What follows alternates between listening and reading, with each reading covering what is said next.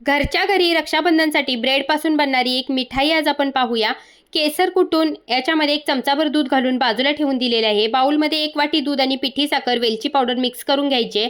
दुसऱ्या वाटीमध्ये प्रत्येकी 2-2 चमचे desiccated coconut milk powder, condense milk, 1-1 चमचा काजू बदामचे काप आणि 1 चमचा दूध घालून घट्टसर असं स्टफिंग बनवून बाजूला ठेवून द्यायचं. ब्रेडच्या कडा कट करून घ्यायचे आणि हा ब्रेड बनवलेल्या दुधामध्ये बुडवून हाताने दाबून घ्यायचा.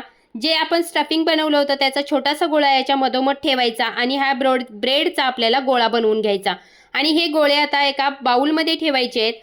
जे आपलं राहिलेलं दूध आहे त्याच्यामध्ये थोडीशी मिल्क पावडर आणि कंडेन्स मिल्क वापरायचं आणि या गोळ्यांवर ओतायचं. केसरचं दूध आणि काही काजू बदामचे काप घालायचे आहेत आणि या गोळ्यांना सजवायचं. कंडेन्स मिल्क आणि केसर हे या मिठाईमध्ये ऑप्शनल आहे. तर या रक्षाबंधनला ही ब्रेडची मिठाई एकदा नक्की ट्राय करा. रेसिपी आवडली असेल तर चॅनलला लाईक, शेअर आणि सबस्क्राईब करायला विसरू नका.